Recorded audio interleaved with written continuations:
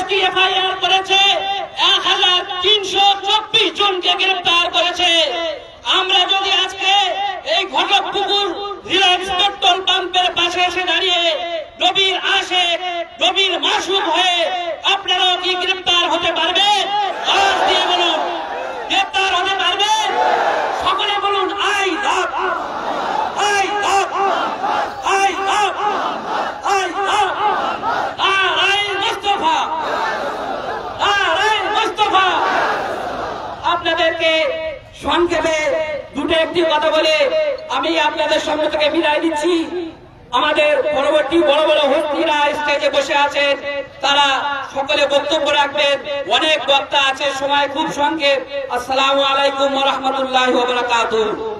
আমরা ধন্যবাদ জানাই মোহাম্মদ আলী সাহেবকে, সেক্রেটারি সারা বাংলা সংখ্যালঘু যুব ফেডারেশন। এখন অল্প টাইম বক্তব্য রাখছেন মরিচা আদি মসজিদের ইমাম জনাব মাওলানা তরিকুল ইসলাম সাহেব। আসসালামু আলাইকুম ওয়া রাহমাতুল্লাহি ওয়া বারাকাতুহু। ওয়া মা আরসালনাকা ইল্লা রাহমাতাল লিল আলামিন। সম্মানীয় সংগ্রামী বন্ধুগণ, আমরা কেন একত্রিত হয়েছি এটা আমরা জানি। আল্লাহ রাব্বুল আলামিন নিজেই প্রকাশিত হতেন না।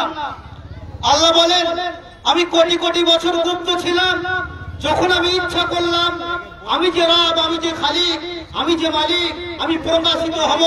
সর্বপ্রথম তোমাদের নবী নূর মুহাম্মদুর রাসূলুল্লাহ সাল্লাল্লাহু আলাইহি সাল্লামকে প্রকাশিত করেছি। সে আল্লাহ পাকের প্যারা হাবিব, জগৎগুরু, জপনার নাম তপনার নাম, শ্রদ্ধার নাম ভক্তির নাম, ইসমে কেরামি হুজুরে আকা মুহাম্মদুর রাসূলুল্লাহ সাল্লাল্লাহু আলাইহি সাল্লামের অপমান এটা বিশ্বের মুসলমানেরা সহ্য করবে না। ইতিপূর্বে আমরা জিহাদ করেছি, আমরা বদরের জিহাদ করেছি, আমরা উহুদের জিহাদ করেছি, আমরা খন্দকের জিহাদ করেছি, আমরা কারবালার জিহাদ করেছি, আমরা ভারতবর্ষকে স্বাধীন করেছি। মুসলমান যদি রক্ত না দিত, ৫৭,০০০ ওলামায়ে কেরাম বীর মাশায়েখদের আত্মবলিদানে আজকের ভারতবর্ষের মুসলমান, ভারতবর্ষের সর্বময় জাতি আজ স্বাধীনভাবে ভারতবর্ষে বসবাস করছে। মুসলমান যদি আন্দোলন না করত, এই ভারতবর্ষে আজও পরাধীন থাকত।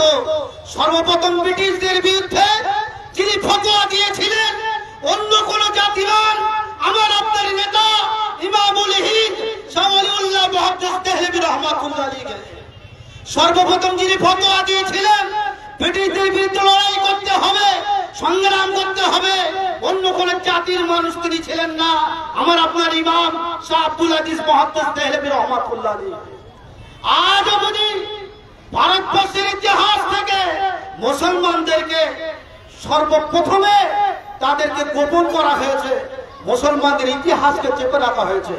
মুসলমান সব বরদাস্ত করতে পারে, মুসলমানের ঘর বাড়ি চলে যাক মুসলমান বরদাস্ত করে নেবে, মুসলমানের সন্তান চলে যাক মুসলমান বরদাস্ত করে নেবে, মুসলমানের স্ত্রী চলে যাক